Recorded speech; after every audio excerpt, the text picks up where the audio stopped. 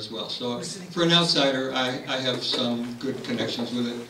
I'm sure there are lots of people in this room and maybe who are watching this who have their own views, and I look forward to our discussion. But I'd like to take a step back because it's quite clear, obvious, blatant, in a way that I haven't seen. I really first became active in '61. I joined a nominally socialist organization, which at that time was very conservative in the socialist scheme of things. So in 50 years, which is amazing to look back on, in 50 years, I don't remember any time when it was so blatantly clear of the connection between money and power, out in the open, naked, aggressive, unmasked, rhetorically open class warfare. I can't remember such a thing. It's always been hidden behind national interests or regional considerations or democracy or various rhetorical. But here in Madison, the governor, first the legislature voted $118 million, I think it was, in tax write-offs and protections for the corporations, which is really, we're talking about a fraction of 1%, who control most of them, gave them $118 million, and then the next month said, well, since there's a deficit of $139 million, you do the math, therefore we have to break the unions, give executive branch of the government open power to destroy 500,000 people's health insurance, privatize the public power plants, and on and on. And of course, I'm sure most of you are familiar with the fact that this governor was inveigled to have a long conversation with a billionaire, only it wasn't a billionaire. And most of you have seen this, have you not? Oh, yeah. So I mean, it's quite, but even at the level of the openness of the rhetoric and the combination of the money and the actions is unprecedented. So what I'd like to do is take, hopefully, an 8-minute step back in time to trace what I think are two important developments. I'm just picking two out of, a rainbow. So the first one is to go back to the early 70s. My experience was, and I think it's accurate to say, that there was a crisis in this country, a coming together of many crises that expressed themselves in the early 70s. For some, you might remember it or have read about it as a short oil, queue lines for the oils, long lines getting gasoline, a shortage of oil, an economic crisis, recession, unemployment lines with huge numbers of people out in the street going through unemployment compensation. It was also the culmination, or at least the peaking, of the revolutionary and radical trend that was developing in the working class that you could see in the black ghettos with people literally in uprisings which were anti-racist. They were not racist, they were anti-racist, but they were also class. For example, in Detroit, the uprising in Detroit included black and white working class people who were standing up together and facing the National Guard and going after the corporations and the banks. So there was a radicalization taking place in the streets. There was a radicalization that took place in the military, where tens and hundreds of thousands of soldiers questioned and then actively opposed the policies of the U.S. government and consciously came to the conclusion that they were being used in a war for empire. They were consciously anti-imperialist and siding with forces of liberation, and certainly didn't want to be used and to be killed and to be involved in this. And they undermined and, yeah, I'll just use the word undermined, the military effort, and made it impossible for them to continue the war, because there was really an uprising and revolutionary subversion going on in the ranks. It was also visible in the factories, in the steel mills and the auto plants especially, but the employed youth in the working class who came through these experiences were also organizing themselves as they had learned to do in the streets, in the factories, in the prisons, and so on. So this was taking place along with the women's movement as an outburst, and a continuation and development of the anti-war movement, and all starting with and having its roots, all of them having their roots in the black movement, what we call the civil rights movement of the 50s and the 60s. So there's this economic crisis because, in fact, there was a shrinking of international trade, a fall in the rate of profit, and a tremendous layoffs and unemployment of 73 through 76, roughly. So you have the coming together of these factors. Why am I bringing this up?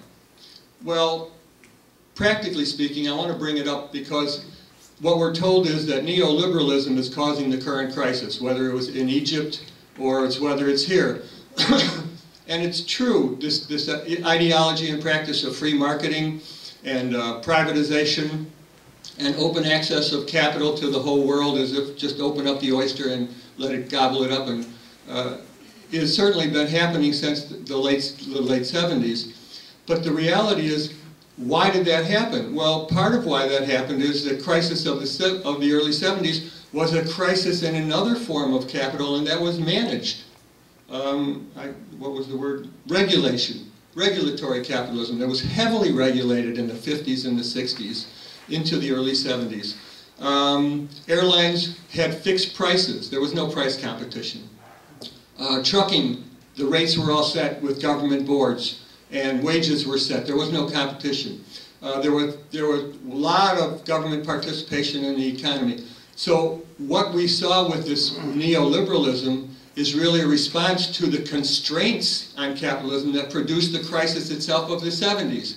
So when people say the problem is neoliberalism, some people really mean, well, the answer is regulation. I'm bringing it up to point that capitalism itself, as it evolved, had a regulatory phase from the middle of the Depression, certainly through the end of the Second World War and afterwards. And that was a constraint that this is a response to. So when we hear neoliberalism, I would ask you to consider neoliberalism is a response to the other constraints, and that regulatory capitalism is no answer. It's just a return of the cycle. So one of the things that happened out of this radicalization in the working class, which is usually hidden from public view, is that this radicalization also brought a response because the struggle took place in the unions. The United Auto Workers used to be the preeminent union in this country. It led the way in terms of benefits, working conditions, control over workplace, pay, you name it, healthcare. They were the premier outfit. Well, what happened in the early 70s was that the radicalization that took place, the union leadership aligned itself with management when the workers started to challenge management's prerogatives. When they started to organize and they said, we're not going to work under these conditions, we're not going to work at this speed, we're not going to work with this racist division of labor, and they started to organize in the unions, the union leadership cooperated with management, established a joint council with management to destroy and uproot and isolate this radical wing of the working class. From that, we have seen an active collaboration of top union leadership with corporate America. And I think that's very important because in Madison, we have these increasing mobilizations that David and I are both going to talk about and which you all know about, which are really amazing. We haven't seen an outpouring like this.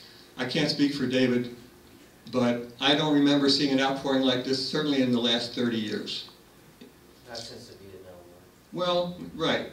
Okay, not since the Vietnam War. What about 99? And my point is that it's two-sided.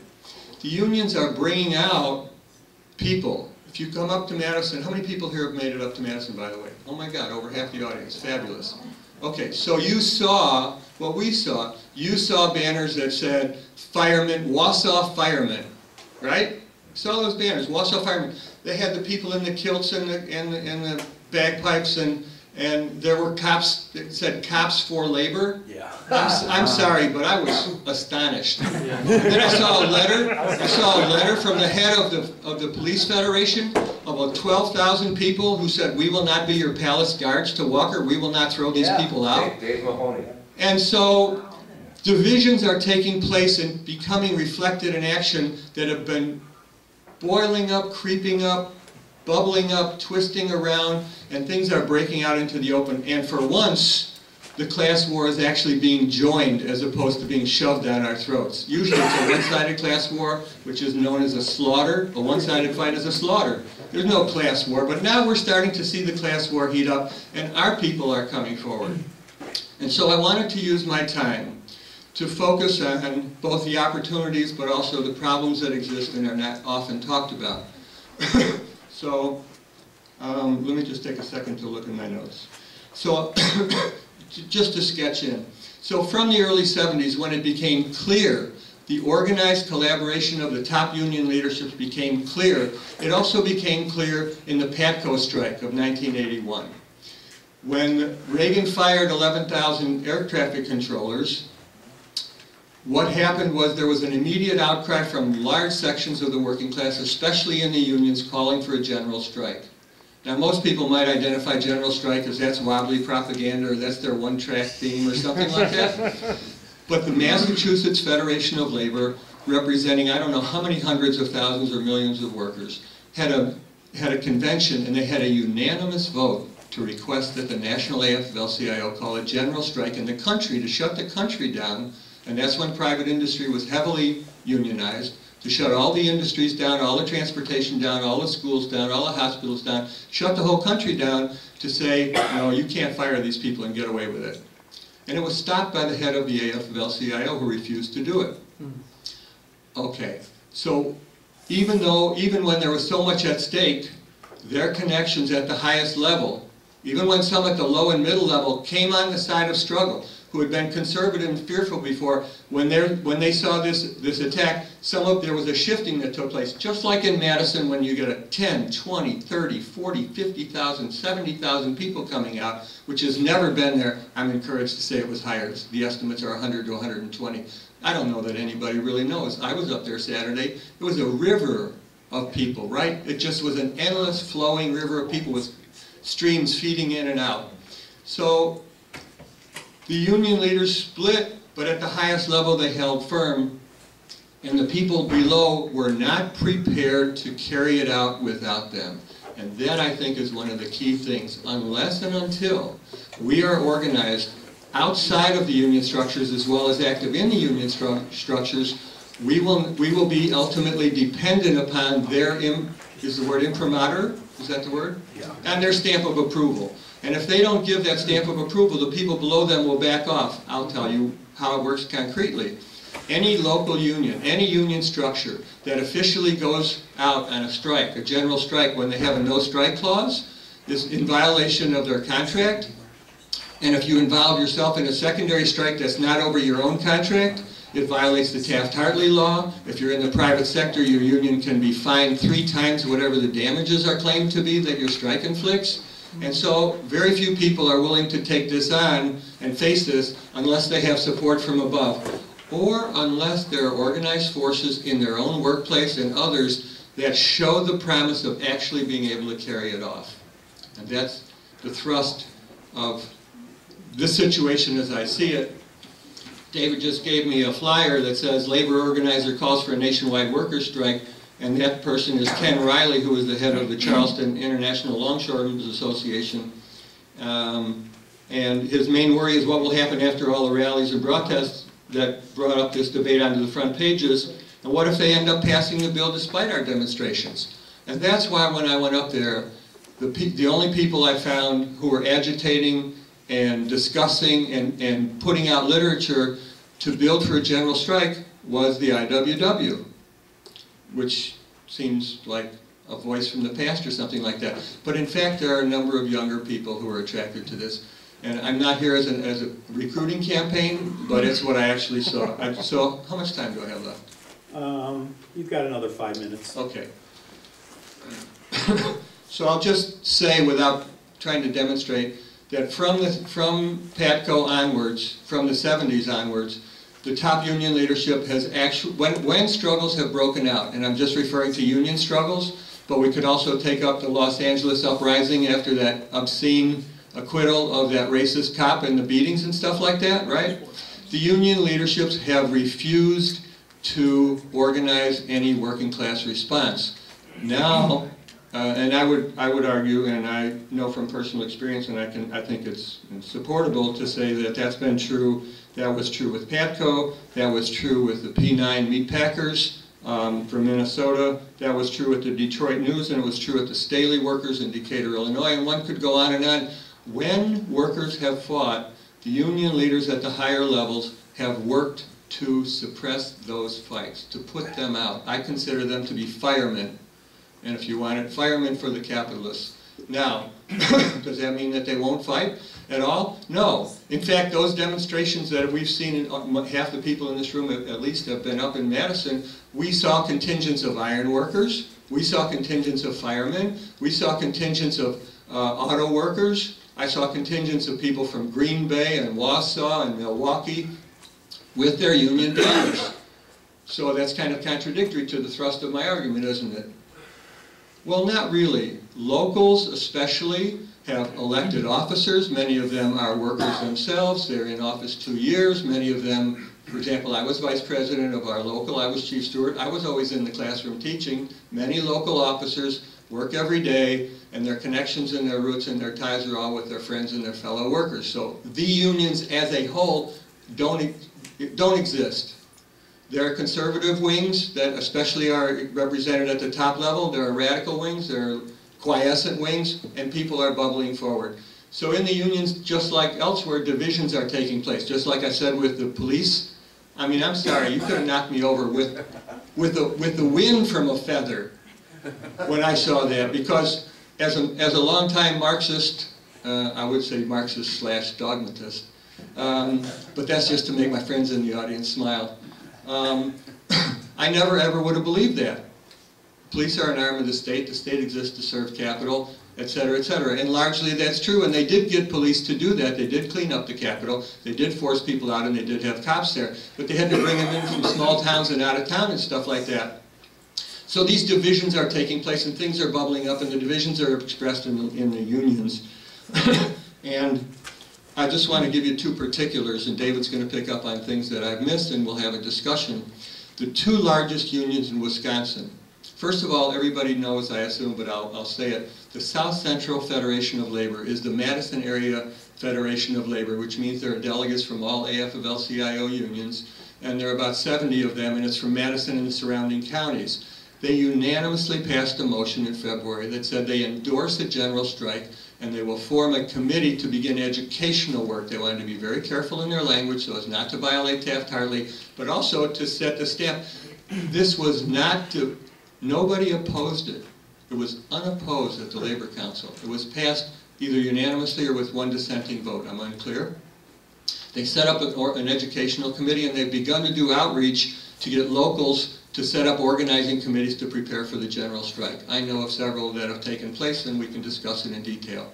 The second thing is there's what I call a rejection front, a group that's no concessions, stop the concessions, kill the whole bill is the slogan. Kill the whole bill, because the bill has got two aspects to it. One denies bargaining rights, which means that people cannot have any representation over discipline, they can't bargain over benefits. Basically, they're stripped naked, and all they can is a group that can talk about wages, and even wages are stuck to the cost of living. So that's a direct attack on 200,000 people, and obviously it would undermine, that blow would undermine public sector unions everywhere. It would encourage our enemies who are already on the attack, from Idaho to Michigan to Indiana, you name it. I mean, it's a coordinated attack going on, and we'll talk about it. So, let's see if I can conclude in a reasonable way. Second part of the bill. Second part of the bill, thank you so much.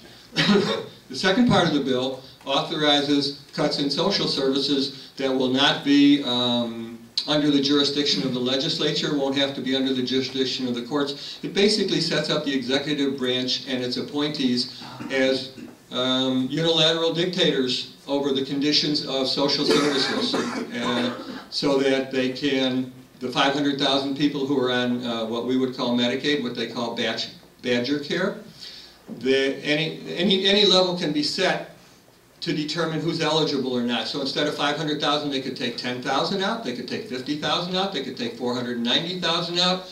And so you'd have 500,000 people, their caregivers, their friends, their families, the people who care about them, all impacted. And if this bill passes, there's no appeal to it. There's no appeal process, there's no democratic procedure, none of that. What was the second labor organization? You only mentioned... Yes. Sorry, AFSCME and WEAC. You didn't mention WEAC. I didn't mention that.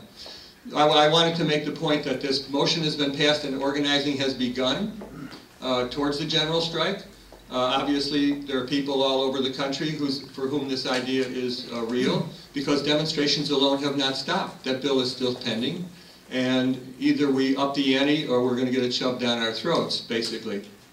So the two major organizations, in fact, the top leadership of AFSCME, which is the AFL-CIO union, And WEAC, which is the Wisconsin Education Association Council, which is the state affiliate of the National Education Association, which is not AFL-CIO. The two of them are the largest by far, representing the big majority of the state sector workers. Both of the union leaders have stated very clearly from practically the first day that if the governor and the Republicans drop the proposals to strip bargaining rights, they agree in advance. Oh, I'm sorry, I forgot to tell you, part of the bill is to cut the pay of the public sector workers effectively by 8% by increasing their donations to their pensions and their health benefits.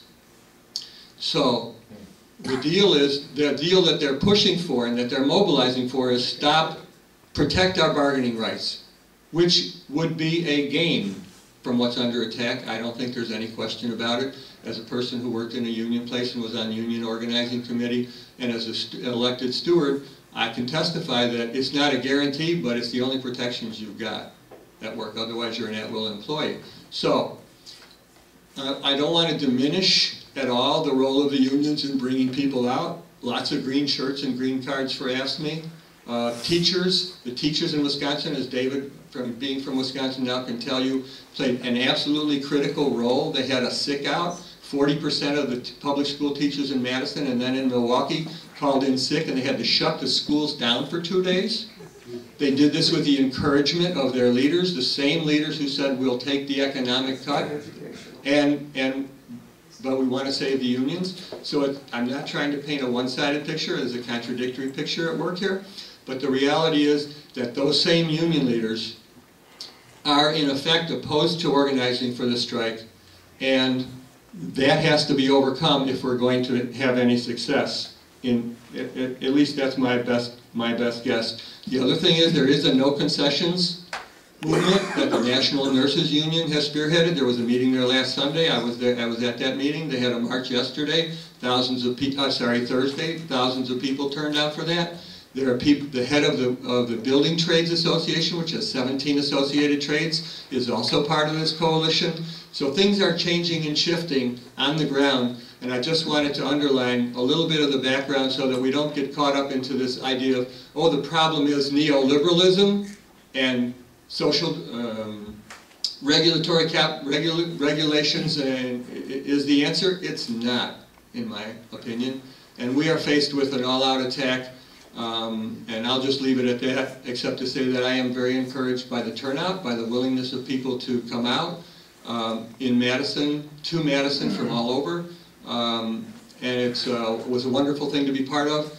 But I do think that when we leave this meeting, and anybody who might be seeing this, to find others who are actually organizing to build committees and groups that are not dependent upon union structures but have active people in them to build for support actions, because a strike there that has mirrored will also help us prepare for the attacks that are going to be coming in Illinois. Democrats or Republicans, they have the same paymasters. Thank you very much.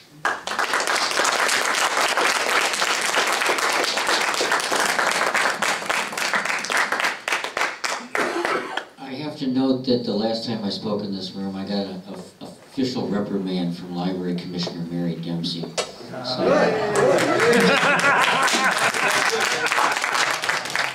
This is sweet revenge, a small kind of sweet revenge. It was for organizing after I was put out of the main library downtown, as many of you know, along with 24 other veteran reference librarians, and sent out, in violation of the union contract, scattered far and wide. I had a lecture series down there that some of you will recall called Society in Focus. So as a private citizen, I organized a series here on the history of the Palestinian-Israeli conflict, and I was nonetheless officially reprimanded, so I'm really happy to be back here this afternoon. And coming from an arena of the events that Earl, has been talking about, and all of you are aware of, and some of you have been at. I'm glad Earl referred to the PATCO strike and the events that occurred early in the Reagan administration. When I was working at Chicago Public Library from 1976 on, we had an AFSCME union there, but we weren't recognized. And it wasn't until Harold Washington was elected mayor that most public employees got that kind of recognition. And when Reagan came in, we really thought Reagan was about the worst thing, that could happen, if you remember. First, of course, there was Nixon, and then there was Reagan, and then, of course, the two Bushes. And we thought this was the crunch time. American capitalism's hegemony challenged by the rebuilt European and Japanese economies, by the end of the 60s. The profit squeeze, the American capitalism's need to attack the unionized workforce and gain many more concessions. So when Reagan did break the PATCO union, there was an AFL-CIO big demonstration in Washington in 1981. A few of you may recall, might have been there, Solidarity Day. I think there were, 1 million people there? Yeah, I remember going with AFSCME, 12, 15 people, and Council 31 people to that demonstration. Labor Notes had a set up its little headquarters somewhere near the demonstration, and dozens of us went out, and we tried to disseminate literature in the crowd on the need for a general strike. And it was the machinists under Wimpy, he's aptly named Wimpy Wimpensinger, International Association of Machinists, who was also a leading member of Democratic Socialists of America. And Wimpy was instrumental, along with the AFL-CIO tops, in sabotaging the possibility of any strike, because he didn't want to put the machinists, treasury at risk, and himself possibly going to jail. And so the demonstration came, and when it was all show, Reagan crushed the air traffic controllers. And what we've seen, in the past quarter of a century since then is a steady decline in unions in the private sector. Also, American capitalism did other things. It outsourced much of our manufacturing base, as we all know. Women entered the workforce in large numbers because wages of male workers were stagnating. And so you had the two-income family, which enabled American capitalism to get away with lower labor costs. There were some other things that happened also that sort of forestalled the onset of the economic crisis that we're now seeing. There was what has been referred to as the financialization of American capitalism. That is, if you go along with the analysis of some Marxian economists, I've been a lifelong reader of Monthly Review, and of course Monthly Review was forever predicting the final crisis of capitalism. But just because people cry wolf doesn't mean that someday the wolf doesn't come. I've also benefited very much from Richard D. Wolff, the retired University of Massachusetts self-proclaimed Marxist analyst who came out with a book last year called Capitalism Hits the Fan. He's toured the country and lectured in many places, including Madison. There's also Jack Rasmus, who writes for Z Magazine and a number of other outlets. Wolff and Rasmus have very good websites. Rasmus is the author of a book that came out a year ago called Epic Recession, Prelude to Depression. All of these analyses, I think, are helpful in terms of figuring out where the economy of this country is headed. But financialization, simply put, meant the massive ballooning of public and private debt. And because capital in the private sector couldn't find enough outlets in terms of productive employment, manufacturing and making things, it was funneled into, as we know, this ever more ballooning astronomical financial bubble, and that eventually found its way into the housing market, the subprime market, and into trying to balloon up also consumer private debt in order to make up for that gap.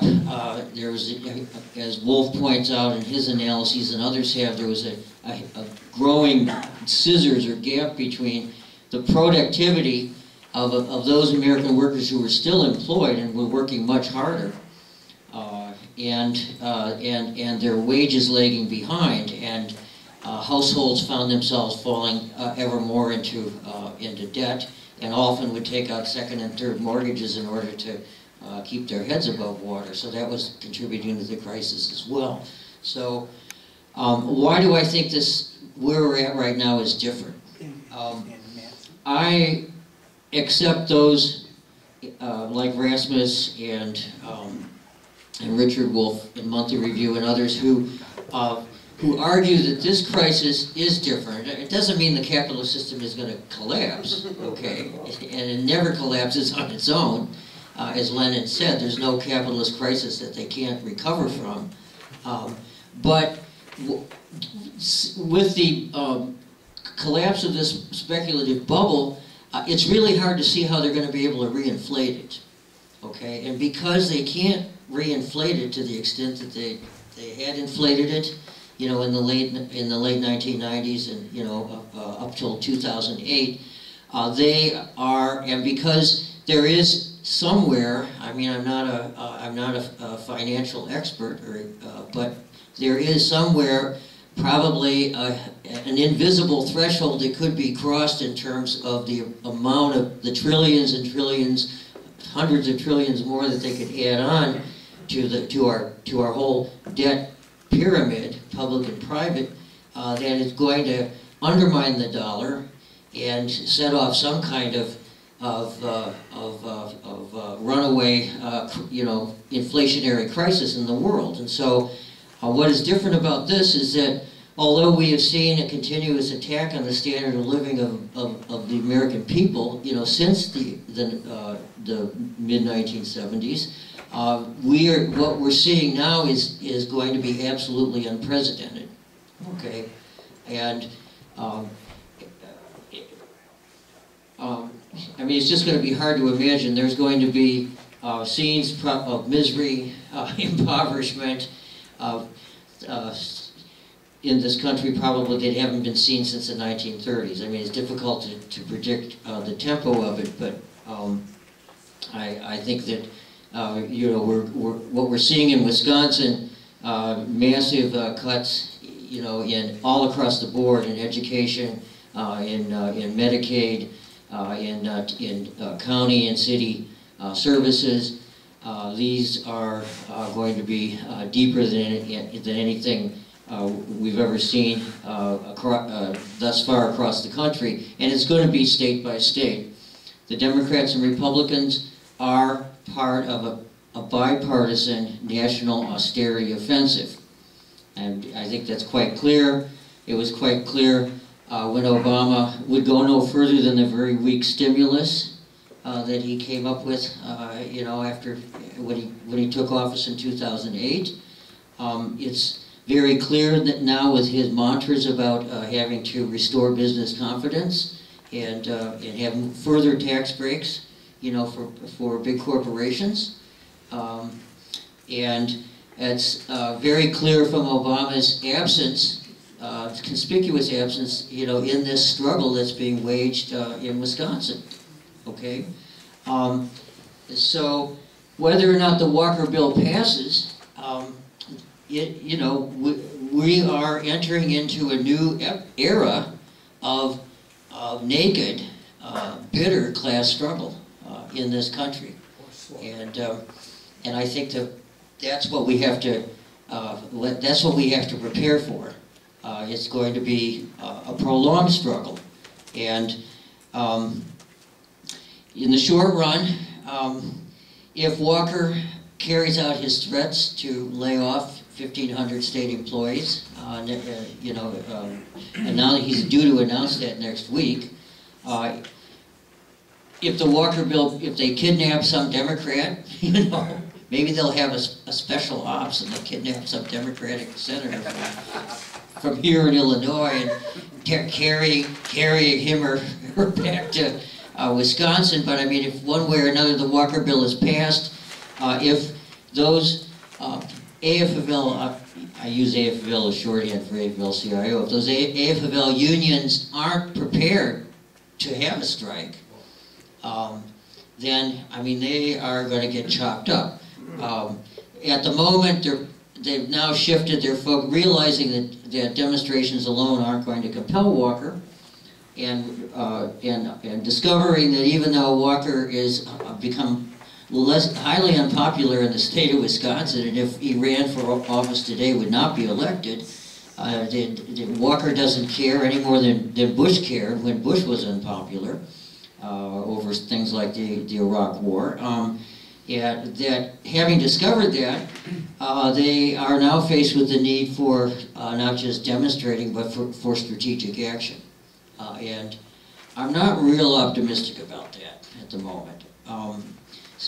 When this whole thing erupted 3 weeks ago, I had to decide what I could do to contribute to my little part to the situation, and I'm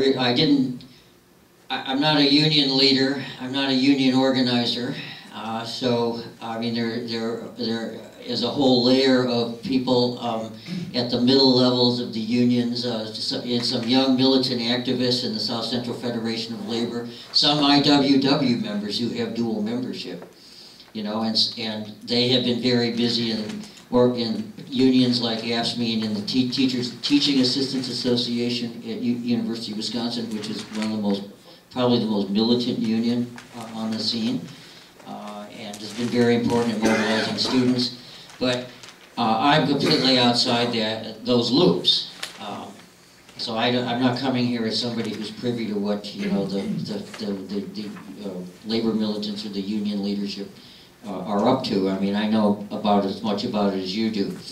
Also, there have been hundreds of young activists or people who have become activists who have occupied the Capitol Rotunda for 2 weeks, camped out. This was really their moment, their 1960s moment, I think.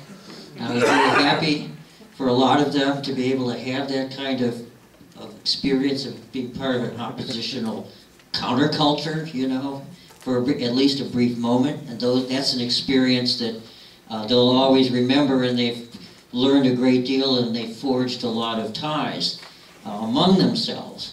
Hundreds of young activists who are really I think the hope of the future. I felt that the only thing I could do would be to hand out flyers. I've always had this fetish, as some of you know, for handing out flyers. And in spite of the advent of the internet, I've persisted in that practice. And so I got the IWW to print up a little 3-up flyer. I forgot to bring it up to the table here. I might have one in my backpack. Little 3-up flyer, telling people to prepare for a general strike and having some IWW contact info. And that's the one that came later. And I handed out thousands of those at the demonstration a week ago. I think we handed out 5,000 of those.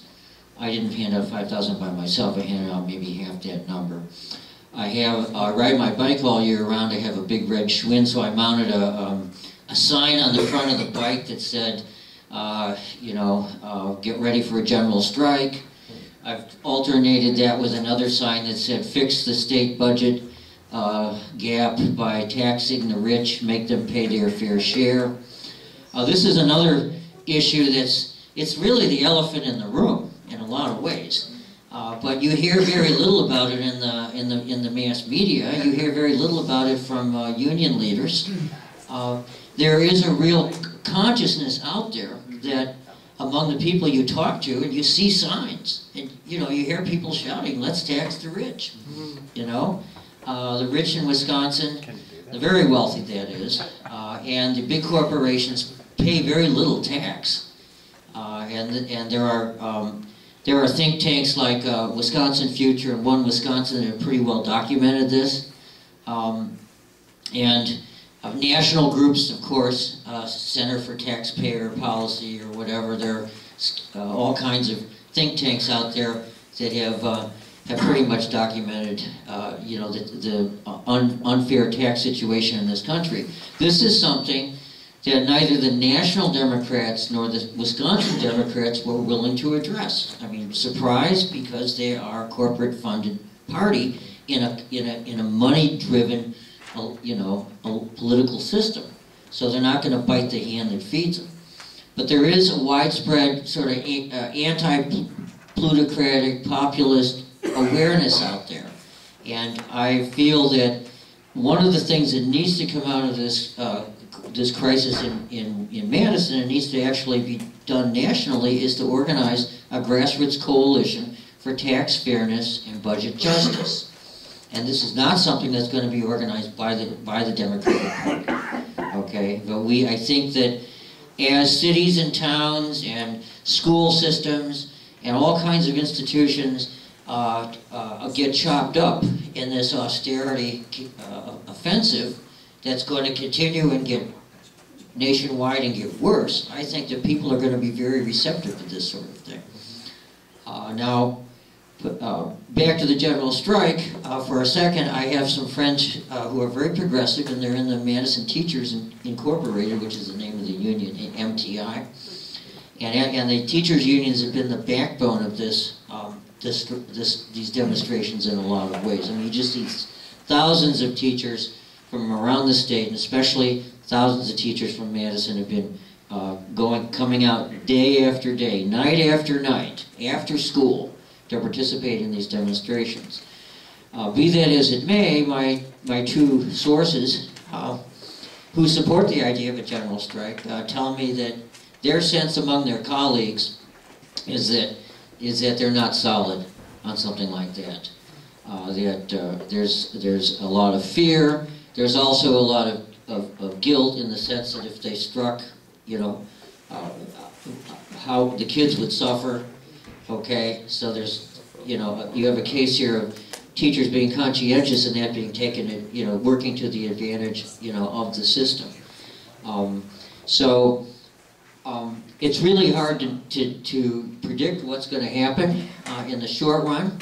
There's two things that will happen. One is that, one of two things that will happen. One is that the Democrats having, and the AFL leaders having made all the economic concessions, will finally be able to sit down with Walker, and Walker having scared the hell out of them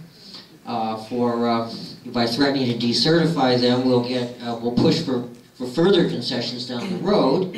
Okay, so that's one scenario. The other scenario is that Walker will hang tough, and the bill will go through one way or another, or he'll have mass layoffs, and whether or not the unions get decertified, there'll be a big defeat. Okay, so I think, nonetheless, the struggle in Wisconsin has been very inspiring, and it may be igniting a broader struggle across the country. It's really too early to tell. The statement by the leader of the South Carolina longshoremen, I think, is indicative of the fact that the idea of a more militant response to this sort of thing is, you know, is out and about. The last thing I'll say is and this kind of dovetails with what Earl said. On the one hand, what we have the ineffectual AFL unions, who have a lot of potential power nonetheless, and the Democratic Party, which is crumbling on one side. And Walker's attempt to decertify the unions is really largely an attempt by the most reactionary and rapacious factions of the capitalist class in this country to not only cram austerity down our throats, but also to basically to reduce the Democratic Party to a permanent minority status. Okay, because you have a Democratic Party that on the one hand is very dependent on increasing amounts of corporate money. Certainly since the Citizens United decision, it's going to go much further in that direction, but you still have one wing of the Democratic Party, the liberal wing, which is based on the unions and dependent on the substantial resources that the unions, AFSCME and SEIU and the other unions are still able to marshal. Okay, so the attempt to break the unions is an attempt basically to smash the liberal wing of the Democratic Party. Okay, and to flood the political system with so much money and to dominate the airwaves and to dominate the discussion that with the Democratic Party is just going to be basically a slightly less reactionary version of the Republican Party, and it'll be hard cop, soft cop when the Republican whip it has been administered and people are really angry, or there's so much social dislocation. Then you know, the Democrats, people will then turn to the Democrats because the Democrats, you know, will deliver less harsh blows. Okay, it's going to be hard cop, soft cop. Okay, and so it's a choice between bad and worse for a lot of people until we get a political movement in this country that can break out of that impasse. And I believe that has to be an independent grassroots resistance network. Okay, that would have a short list of simple demands that are understandable, you know, to a lot of people. Very basic demands like full employment and socially useful jobs with decent pay and working conditions and union contracts would be one demand. A second would be a basic human right to food, clothing, shelter, and medical care for everyone. Third would be free or affordable education up through at least junior college. A fourth would be an end to foreign wars, U.S. foreign bases, and a drastic reduction in the Pentagon budget. 5 would be a transition to a non-fossil fuel-based green economy. And another demand could be a resolute defense of civil liberties for all citizens and immigrants in the country. And the main axis of this has to be direct action of various forms. Given the corporate lock on the political system, the money-driven political system, and that's not going to be reversed. I mean, I'm sympathetic to the move to amend drive in this country, but I think that campaign finance reform is a dead letter. I don't think it's going to happen in this country short of a revolution. So the main axis of such a network increasingly has to be direct action. You know, at the workplace, in the community, etc. And running in elections would be just a purely secondary tactic. And even running in elections would be just to educate people around the issues and prepare them for direct action. Okay? And the ultimate objective would be to replace our capitalist system and politically and economically with a people's government and a socialist economy, a green socialist economy. Thank you.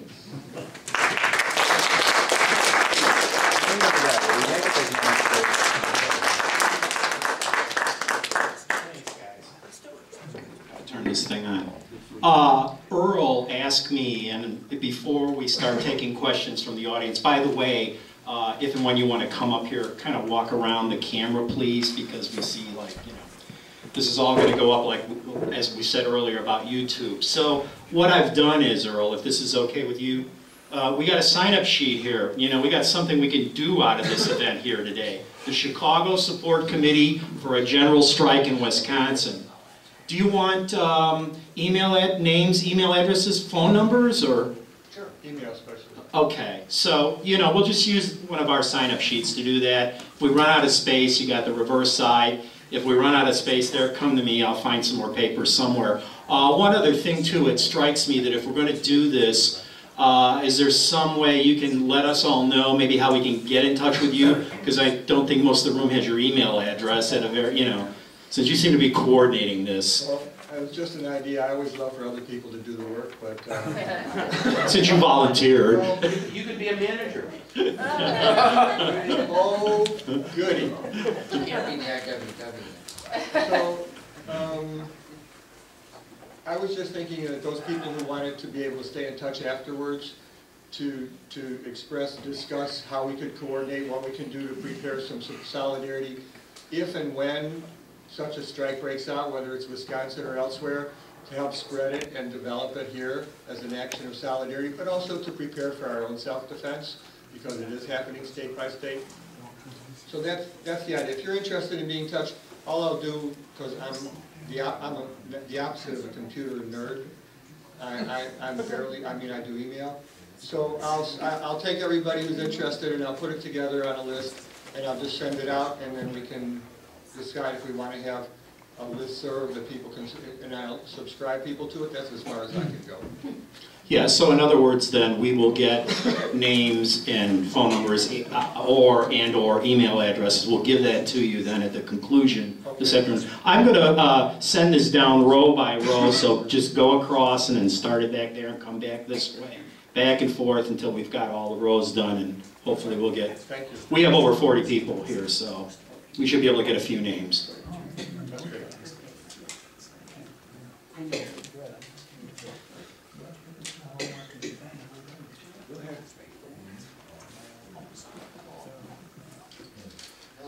Hi guys.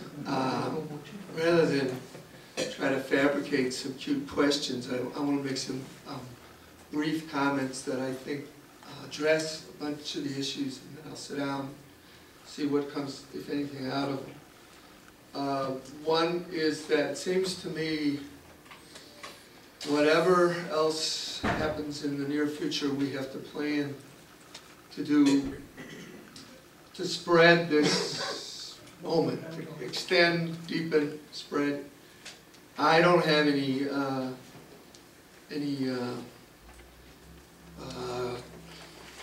I'm not tied into history like some people are, and so I don't know what the future holds and what would be the best strategy or series of tactics or line, but it seems obvious that the people are training themselves to go out in the streets and do something, and that the job of the left now is to come up with realizable demands that keep the struggle going and that can lead to more struggle, and that maybe the next set of demands or the next demand would be more advanced. And that's, for example, out of the list that I'm sorry, but to me it was like a laundry list of socialist utopia. The one that struck me as most opposite right now was the full employment party right now. Nothing else. Not green, not medical care, not education. All as important as those things are. So it strikes me, and I could be, obviously, might be wrong, but it strikes me right now that that's the one that could spread this struggle now wider, or something close to it. And it seems to me whatever tactic or action people decide on, that's the one that would be the right thing. That is to say, that tactic or strategy of which a slogan would be a part. So that's one point. Another point is the question of understanding. One thing I noticed neither of you gentlemen, fellow workers mentioned was that, no gentleman here, was that you didn't mention 99, the anti-globalism. And I think that's really important to remember for two reasons. One, because it got a lot of people in motion, on both in the unions and outside of them. You know, with the Black Masks of Anarchism and with the Teamsters banners, all in the same struggle. And the other is because, in a lot of them, it was big and it got 9/11 like a lot of other things. But, and that's not a small matter. In fact, one of the functions of wars like that is to get rid of internal dissent and struggle that can lead to change, is to focus it outward behind a banner, excuse me. The second thing is it has to do, I believe, with the increasingly clearly international nature of this global nature of what we're involved in, even in Wisconsin. I mean, the way capital works globally, increasingly, very rapidly, and I think we need like ongoing education about that. And and I was about ready to finish, to me the most dynamic thing that I learned in all the years of study groups and reading in Marxism was the nature of capital, not theory of value, not all the other stuff, but the fact, and I think Marxism was right about this, that capital as opposed to wealth in the past, capital has to grow, has to keep accumulating, and will do anything to make that happen. Take any move, any chance, because it's like the DNA of the system. And when you figure out the consequences of that, you get all these struggles. In this case, I would argue, the reproduction crisis, the idea is like you gotta lower the cost of running the system in the US, and what better way to do it than lower both the output, fewer services from the ameliorative end of the state, and lower costs for the lower prices to pay for it. So, hey, let's cut those costs, cut our overhead, because what we really need to do is grow our profits. Okay, I'll sit.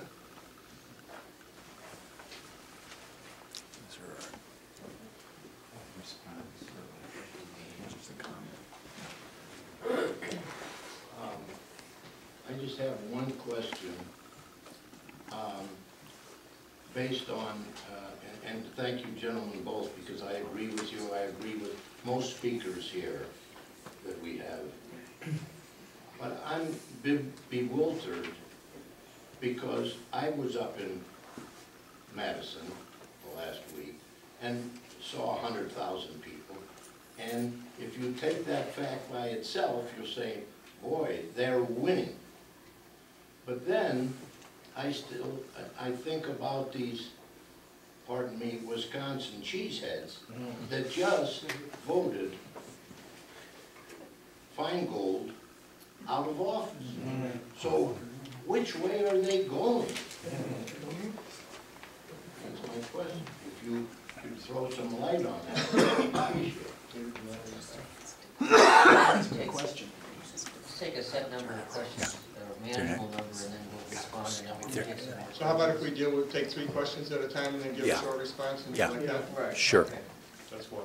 I just have an informational question. I didn't follow up on it, but I read someplace that in Ohio that they took collective bargaining rights away from the unions there. And I didn't know if that just passed one house of the or one part of the legislature, or it's actually a law. So that was just But my it's pretty well guaranteed to pass the second house unless something major. The asteroid. And have you heard anything about what people will do there, or not? I don't know. Guys, thank you very much. I think this has been really useful. But I'd like to push your thinking, and actually I'm falling behind Shell a little bit. Oh. Yeah, I know. I'm in dangerous territory. I want to push this out to the global level. I think Shell's absolutely right. We've got to look at a global level, which means we've got to pull in the wars. We've got to pull in the empire. Part of the thing that's going on, what's driving this incredible budget deficit has been both the cuts to the wealthy, the tax cuts to the wealthy, but also the wars.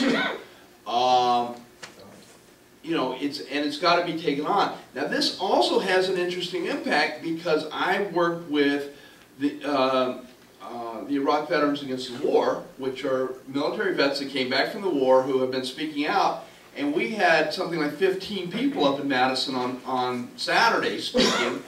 But also, they went up there to talk to the National Guard to try to keep the National Guard from repressing the protests. They were very warmly received, needless to say. And that this is something that hasn't been taken on. And part of the issue here is that this is not a one-time thing. This, Madison, Wisconsin is not sort of an aberration. It's sort of the first. But what is happening, in my opinion, is that they want us to trash all our social services, et cetera, et cetera, et cetera, to fund their wars. And it comes down to that point. The lack of jobs. I mean, the military is the only job program in the country right now. And one of the things, by the way, prisons too. Well, prisons too, but it's very different.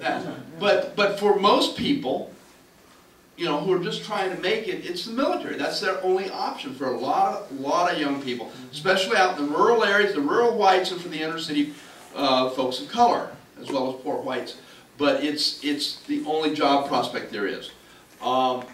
But part of the thing also, IVAW has a really neat program that most of you don't even know about, is to heal the warrior, because we haven't been able to stop the wars, obviously. But one of the things that's happening is that we're sending our troops back for deployment after deployment after deployment.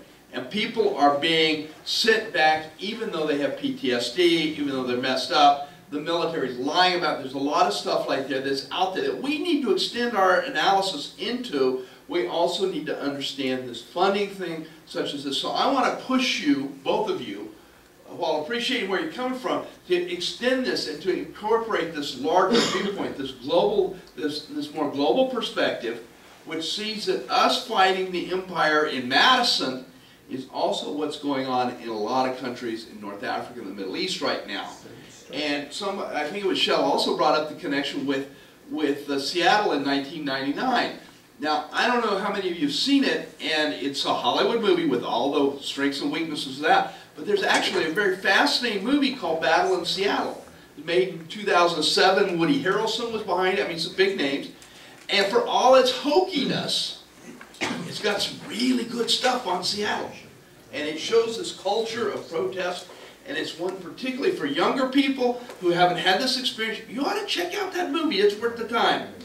So again, I just want to broaden it out to global focus to recognize it's not just Madison, it's not just Wisconsin, not even just the United States, but this is going on around the world, and I think we need to incorporate that in our analysis. Thank you. Should we have some response now? Sure. Yes. Sure. So I'll start with the last speaker, Kim. I'm going to approach this indirectly, Kim. I'm a member of a peace and justice group. It's called Fox Valley Citizens for Peace and Justice, because I now live in Elgin. And our group has attempted to bring together an Illinois Coalition for Jobs on the basis of opposing the military spending and creating peaceful, useful jobs here. And what we've run into, we've had a number of demonstrations at unemployment offices and had, you know, jobs, not wars, and stuff like that, talking about their spending, and received some local publicity. What we found is that some of the people in the unions who are part of this coalition don't want to deal with the military spending and the wars. A lot of them even have been in the military, and they're either gung-ho or supportive. And there is a real conservatism there, and a reluctance and an opposition to working with quote-unquote lefties who are anti-war. And so there are attempts to do this, and I can't speak to Madison, although I've seen a few signs that we're anti-war and war spending and stuff like that. But I think it should be considered, the goal is to look at this in terms of where's the money coming from and where's the money going, and also the justness and the unjustness of these wars, but to recognize that it's a struggle of ideas, and that there's a lot of conservatism in the working class as there are in other sections of society. And to me, what you're posing and what Shell posed in terms of the global understanding, the understanding of how this is a global system, and we have tremendous allies. The people in Madison got letters of support and money for free pizzas from Egyptians. Yeah.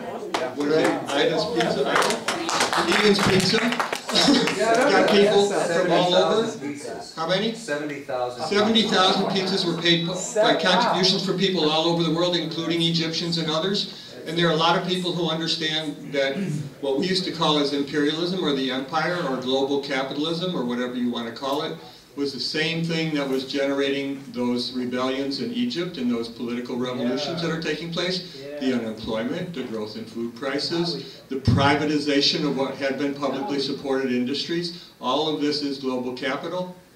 There's a tremendous awareness that's growing, but there's also a lot of reluctance and conservatism that has to be dealt with. And the conclusion that one conclusion I draw is that, again, the union structures which are higher up wedded to corporations and corporation think tanks and stuff like that, they really are, they're the junior partners and they're partners in this enterprise, that we have to not only organize our workplaces, but we have to have independent organizations that can promote this agenda and this understanding.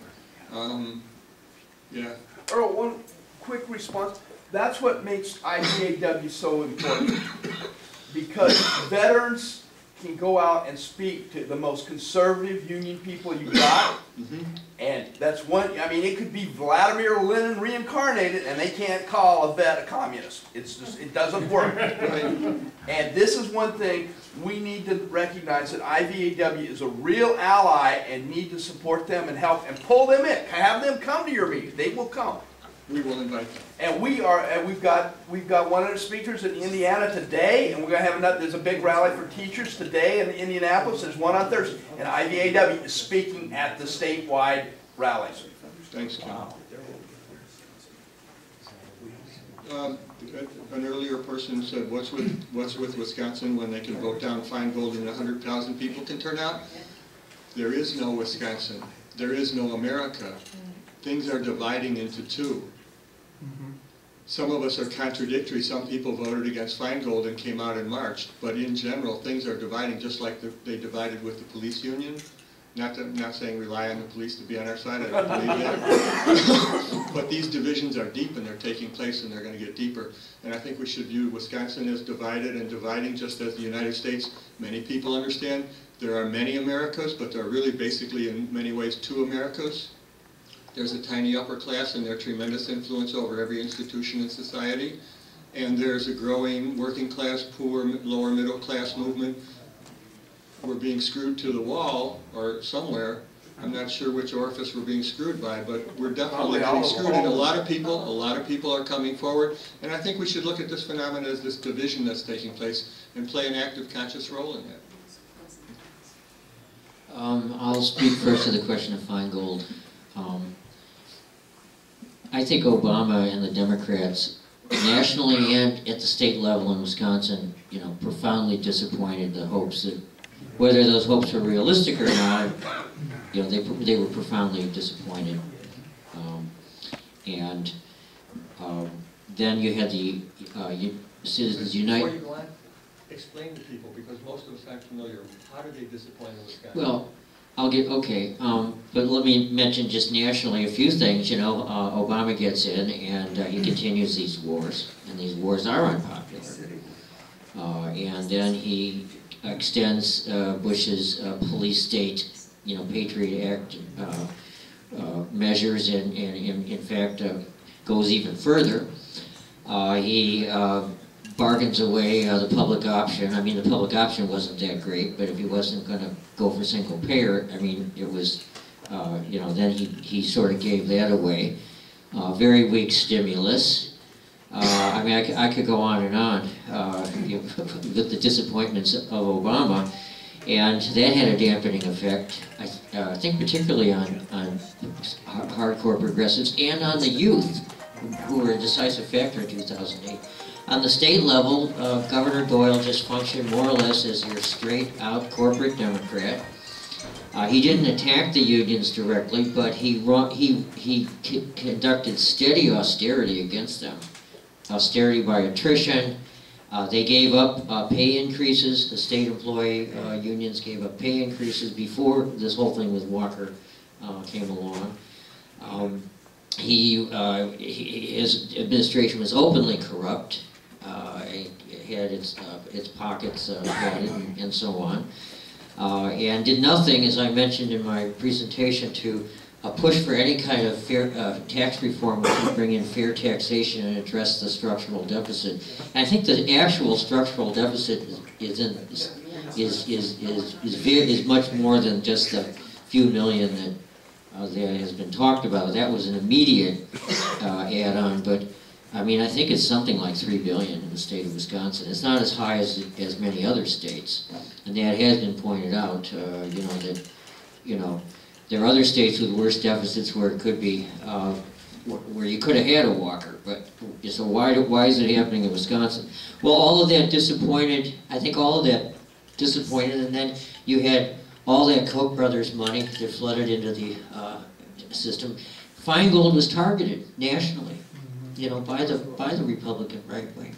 So he was outspent. I don't know what he was outspent by, but he was seriously outspent. And then you had the Koch brothers, the Tea Party phenomena.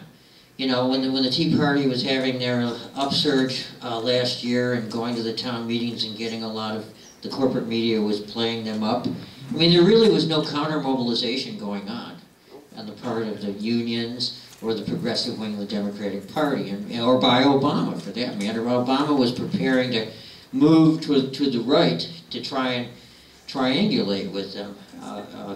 And so all of this set the stage for Feingold being defeated. Okay, on Ohio, I'm not that familiar with Ohio. I have some friends down there, like Dan Labatz, who ran a socialist ticket for this U.S. Senate. I think he got 60,000 votes. I mean, Ohio, I think that the AFL-CIO there, I mean, the disappearance of the manufacturing base and so on, I think that the union movement there has been taking a hammering for quite some time. But they had, 10,000 people, 15,000 people show up, recently at the state capitol. I think that it's a struggle that is building. In terms of Kim's remarks, first I'd like to mention that Kim has an excellent book that came out last fall and might be out in paperback sometime soon. What's the title, exact title? It's AFL-CIO's Secret War Against Developing Country Workers, Solidarity or Sabotage. Why don't you repeat that for the recording? AFL-CIO Secret War. Secret Wars Against Developing Country Workers. Against Developing Country Workers. Solidarity or Sabotage. Solidarity or Sabotage. It's basically an analysis of AFL-CIO foreign policy. Kim's presentation is on our website, so okay. you can see it, and I think you all should see it. Take a look at it. It's very good. I'm proud to announce that I've organized a little Madison speaking tour for Kim in early April, so he'll be coming up. But I think that Earl probably said it all. I mean, we in no way mean to diminish the importance of the anti-war message. I've been out on the streets with my little 30-amp megaphone and my little plastic Bucky Badger megaphone, which I use when I can't, because you're not supposed to use an amplified megaphone without a permit. So sometimes I have to use a little plastic one. But I've been exhorting small crowds on the fringes of these demonstrations for 2 weeks now, and I work the anti-war message in there along with tax the rich and get ready for a general strike. And I mean, the anti-war sentiment is universal among those people. And I also had another slogan too, and that is the pizza revolution will never be defeated. And that was pretty powerful. Now, and the last person I'll respond to at the moment here is Shell, and I take your comments to heart, Shell. I mean, I did have a bit of a laundry list there, and I was thinking that before this thing with Walker blew up, I was really getting ready to try and focus on full employment. I mean, I think with 18 to 20% permanent structural unemployment in this country, once those folks who do have unemployment benefits, once those don't get extended anymore, and once other people start falling through the widening holes in the safety net, you're going to and once you have a large pool of 20-somethings and college graduates who have no prospect of ever having a decent paying job. You know, like as in Egypt and in these Arab countries, I think unemployment or full employment is going to become a central demand, and so we got to go out and start figuring out ways, Saul Alinsky style, to organize the unorganized. Okay, so you know, I take your criticism to heart. Yeah, I've got something more in the nature of a comment and a question. America's a curious country because we're socially very conservative, like rates of church going in this country about 40% is to like 2 or 3% in Europe. But on the other hand, most people work for a living. We're mostly working class. And so the Republicans know this, and the way they keep winning is by turning everything into a social issue. Take the healthcare thing. Of course, they brought abortion into that. Take the recent cuts. They're not saying, oh, we want to cut healthcare. They're saying, no, we're cutting Planned Parenthood because they're just abortionists. Yeah. And they keep turning into these social issues where the left can get no traction. I'm a Catholic, and I have some friends who are deeply Catholic, and I know people who are anti-abortion activists, and I went to a Christmas party recently, and they were talking about socialized medicine. And almost everyone in that room favored socialized medicine. These are people who, are, pro-life, go to the pro-life rally in Washington, but they wanted socialized medicine as long as abortion was kept out of it. And I think if the left keeps to economic issues, like this thing in Madison, which is wonderful because there doesn't seem to be a social aspect to it, we're going to win. Thomas Frank, in his What's the Matter with Kansas, had the same thesis, which was that if you had a party that was socially moderate and stridently leftist, that would become the majority party. That was Roosevelt's secret, for instance. Roosevelt founded his New Deal on economic policies for people, and he soft-pedaled things like integration, which was on the table at that time, and he just didn't deal with it because he knew this was a hot button and he could lose the working classes about that. Your issue about the veterans, for instance, yeah, if a veteran gets up and talks about being against a war, other veterans will listen to him. If somebody who has not been in the military, they're going to say, oh, you're a coward, you're a softie. And this is the way social conservative in this country works, and you can get around it by keeping to the economic issues. You guys want to respond to that? Well, why don't we wait for 3 people at a time so we don't take up so much time? How are we running out of time? Yes, we are. The thing is, though, it's a little bit more coherent if we have question, answer, or response than I think, because we've done this in the past. Okay.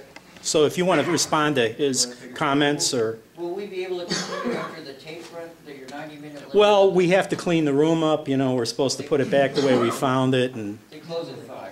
Right. Sometimes we go to a coffee shop and... Yeah, that's possible. So you want, would that be okay? You want responses now, is that right? Preferably, sure. So go ahead. You want to say something to the last one? Well, yeah, let me respond to the last one. I mean, I think we cannot not confront social issues.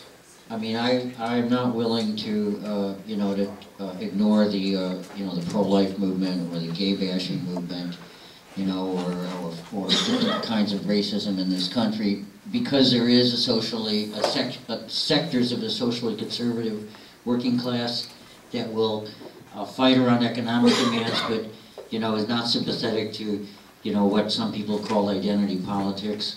I think that the way to approach that is that you form different united fronts around different struggles.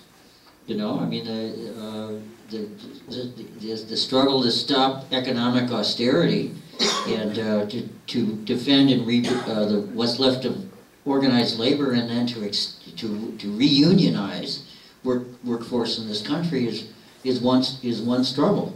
But that doesn't mean that there won't be other struggles around social, cultural issues that are a life and death issues for a lot of people in this country in an increasingly heterogeneous society. So anyway, it's a short answer. I don't know if it's completely adequate.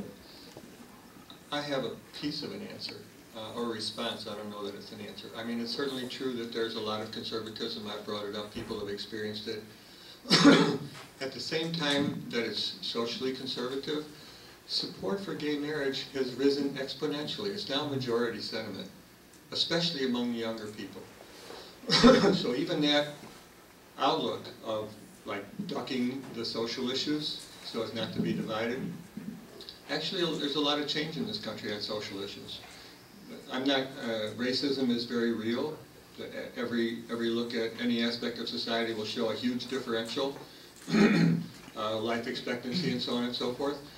I basically agree with David. I think that we need to emphasize the centrality, not the only, that it's the only thing, but the centrality of class, and take up the issues of equality and fairness and pitch it on that basis, and choice is part of that, and just have to say with people, look, we disagree about this, but we need socialized medicine. Let's have that discussion. Let's find a democratic way to fight for that. And if the majority is one way or the other, so be it. But I think the left should uphold the necessity of building solidarity both as a practical matter, but for the kind of world we want to live in.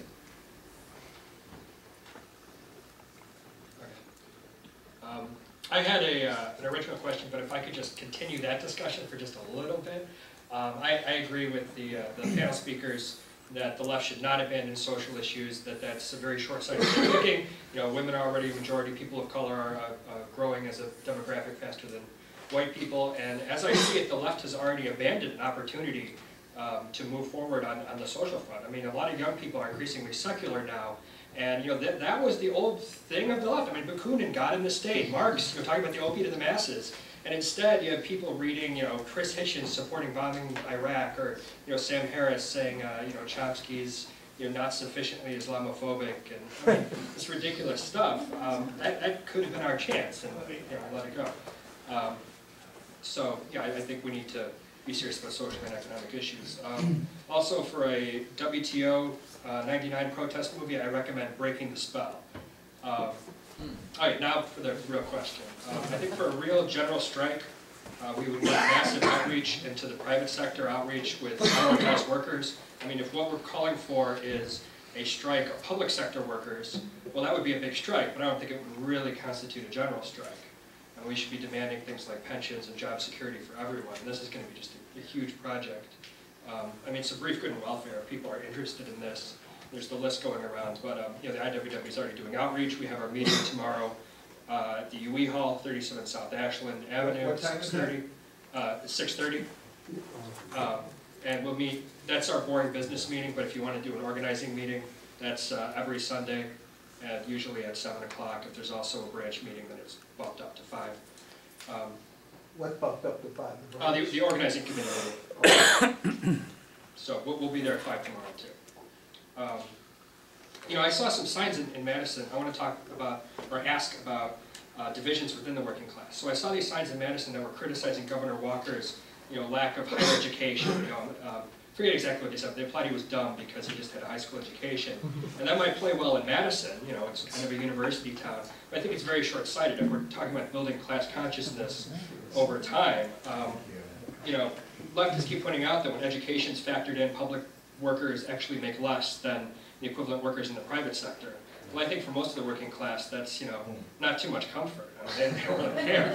You know, over 40 years, wages have gone down for 90% of us. Well, the top 10% have made out quite well, and the top 1% have made out even better. The top 0.1% has just been astronomical. But yeah, class consciousness is down.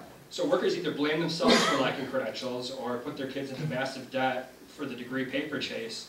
I think this focus that both the left and the right have on, you know, oh, you need more and more higher education, it's recuperative. It's getting people to believe in the meritocracy. Right. If we want to build class consciousness, we should say, no, we need balanced job complexes. We need people to have, you know, go back to apprenticeships and learning on the job. And I don't know, it's a big project, but that's my opinion.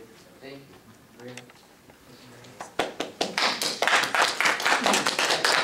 We're not done. 2 words?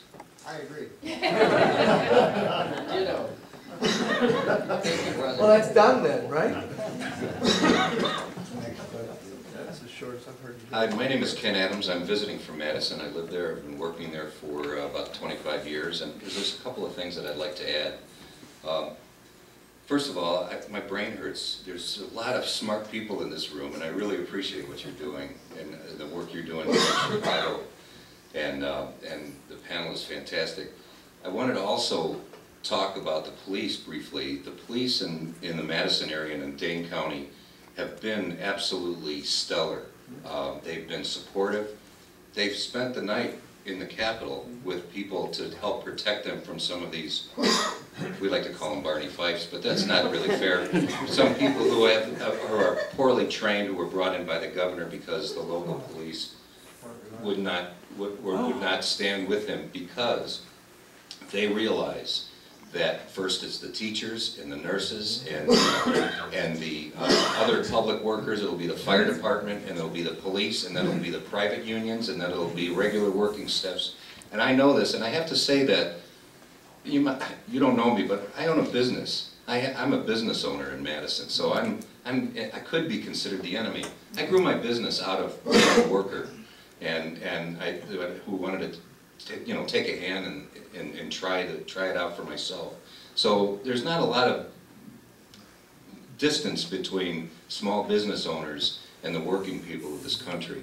And so that, I think, is the real magic of the Wisconsin protests. These are people, we've got corrections officers from Waupun who are very conservative, a lot of Republicans. And then we've got, the IWWs. I mean, we've got all these people there in support of one thing, and that's recognizing that it is class warfare and it is a destruction of our life. They want us to be serfs, and that's about it. The other thing I wanted to say is that in the Capitol, I touched on this, police, firefighters, many of my friends spent the night in the Capitol, at least a week or two. And these are people of a certain age, and because we believe that it was important for us to keep our presence there. And when they asked us to leave, we got up and walked out in solidarity, and we did that and took Walker's thunder away, because at the same time he was giving a press conference saying that he was going to attack, he was going to have to arrest the troublemakers. That's us. Now there's other efforts going on. There's recall efforts going on for the Republican senators. I think in the first day they made $300,000 or $400,000. There's phone banking to the Republican senators' constituents to get them to talk to the Republican senators. And I have to say, none of this really would have gotten this sort of play if it wasn't for the 14 Democrats, senators that got up and took a stand and walked out and gave it back to the people. And I want to thank them, and I want you to thank them. And I like the pizza revolution. Yeah. We want the whole pie. Yeah, they're going to respond. Oh, I have a gift. Is it pizza? Inedible. Plutocracy looks like.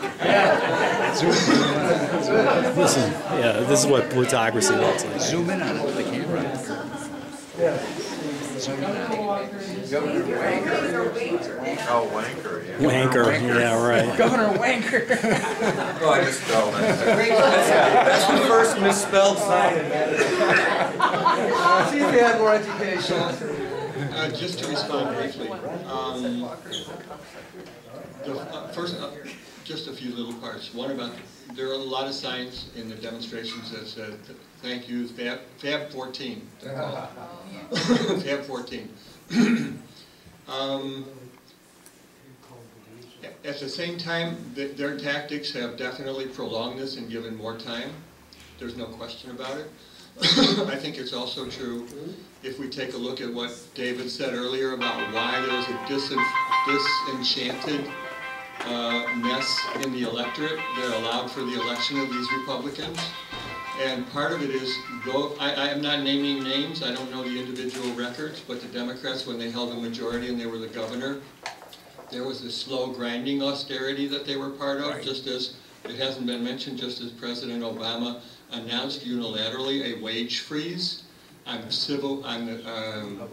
public federal workers, which opened the door, signaled that the government is for the attack on public sector workers. In a small way, what Reagan did with PATCO, in my opinion, Obama did in a more subtle way, but nonetheless opening the door for these attacks. The other thing about the Fab 14, acknowledging that it was a real contribution, it has been. At the same time, it only happened after and because of these growing mobilizations that they're responding to. In my opinion, which is going to be different, we're going to have a different view on this, in my opinion, it's also to set up the fundamentally false dichotomy that the Democrats are our saviors, the Republicans are our enemies. And pardon? I can't argue with that. Well, I'm welcome it if you do, but in other words, tactically they're taking this stand, and the union leaders, I didn't get a chance to speak to this, and I want to take this opportunity. The union leaders are not only not informing their members across the state of this motion towards organizing for this general strike, but they are specifically and explicitly aiming to politicize it in a different way, and that is they're aiming, instead of at worker actions and strikes and job actions and taking it to a higher level, they're emphasizing the politicizing of it with what? With recall campaigns. Yeah. As if the answer will be, if we can target these 7 Republicans and so on and so forth, we can change the balance of forces. It cannot take place for at least 4 months, which means that it has to mean the diminishment and the quieting down and putting to sleep of the mass mobilizations and the spirit that says we're part of something bigger. And it's that strategy that we need an alternative to, because that strategy, from the experiences I interpreted, that strategy is a dead end, and it leads us down the spiral and down the spiral. And hence, that's why I didn't applaud for the Fab 14. I just wanted to explain that. This is the last question coming from this lady. May I just say that the recall effort is for 2 reasons. One is they want to get them out. Everybody in Wisconsin wants a do-over. And because all the liberals sat on their duff for the last election. But on the other hand, part of this is to put pressure on those people. We've got 1 Republican already has changed his vote, and hopefully we can get 2 more. Well, wait, that Republican wanted, I know this is, never mind. Yeah, then we can get into the subtleties of that. I interrupted. We can get into the subtleties of that, but if we could stall the bill, then that gives us some breathing room to continue this, and that's really the short-term goal. On the other hand, the recall, there's a very good likelihood that Walker's going to be recalled, and they're floating fine gold right now, which might be a nice thing. Keep your eyes open. Well, I guess my question was timely. I wish I had some. Lower the mic a little. I wish I had some amazingly intelligent thing to say since it's the last question. But I am one of, I think there might be 1 or 2 others of me in the room, but I probably am one of the furthest right lefty in the room, okay? So this probably is where I come from, but I'm all for a general strike. I was in Madison. I loved being in Madison. It gave me faith in regard to my fellow species mates again. And it was such a diverse crowd and beautiful, 100,000 peaceful people, excuse me, and hugging, and and the cops they were lovely. I mean, we can't just have that mentality that cops are bad, they're the pigs. If they were lovely, it's possible for them to be lovely. Okay, I yelled, kill the bill, okay? I did till I was hoarse. I would definitely go for a general strike. I think that this country can use it. I think it's possible this country won't do one for another 10 or 15 years. Okay, realistically, pragmatically.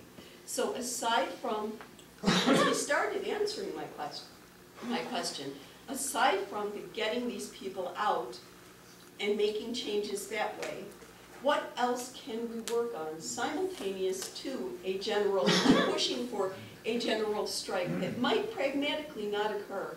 And before I stop speaking, I just want to say that I'm not part of it, but I think it's important. You guys are all talking about unemployment.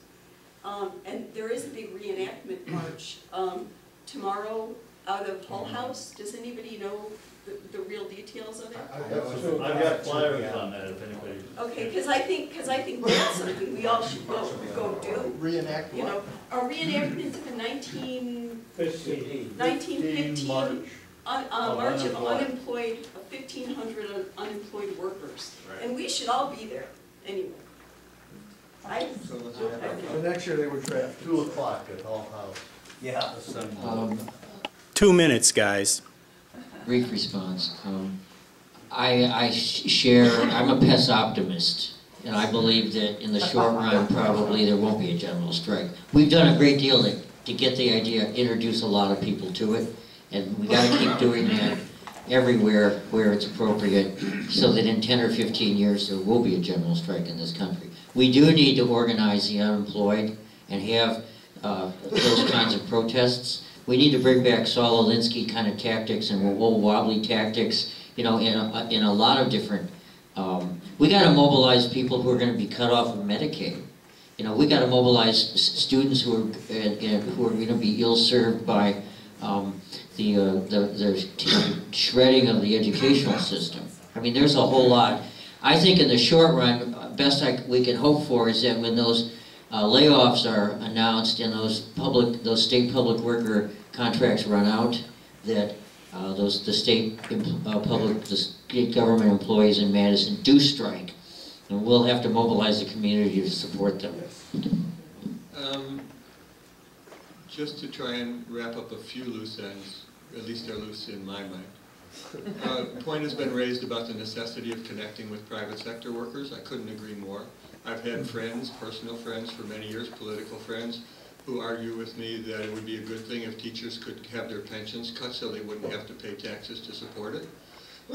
It's a very widespread sentiment. People who don't have any pensions, any defined benefit pensions, and who are tight squeezed to meet their budgets daily, resent paying taxes, and they're directed in this way by the Tribune and the media and the politicians that to resent public sector workers. Why should I pay to support your pensions? I don't have one. Screw you. Why should I pay my money for you? So therefore, I really think, I raised this in the unions and in the union movement, that we need to have broader general demands, just like the unions in the radical wing of the unions fought for Social Security and unemployment compensation and things that would benefit the whole working class. We need to pick that up. But the other thing is, I really think what we can do to respond to your question of what can we do is to organize like political clubs, if you will, with the goal of developing a political party that can have a program that approaches these things, because otherwise just fighting individually or going to individual marches and stuff like that, we're not having anything cohered, coming together that can last. And one thing that a political organization can do, especially if it's like if it's a 7-day-a-week political organization and not just for elections, it's for organizing and mobilizing and advancing a common program, such as jobs, ending the military, basically ending dismantling the empire, useful jobs, socialized medicine, a few things like that, and then to organize around that. And I think that we should aim towards the direction of a new political organization starting at grassroots stuff. And some union locals will sign on it, some organizations will sign on, and if we have some success, it will attract more people. Thank you so much.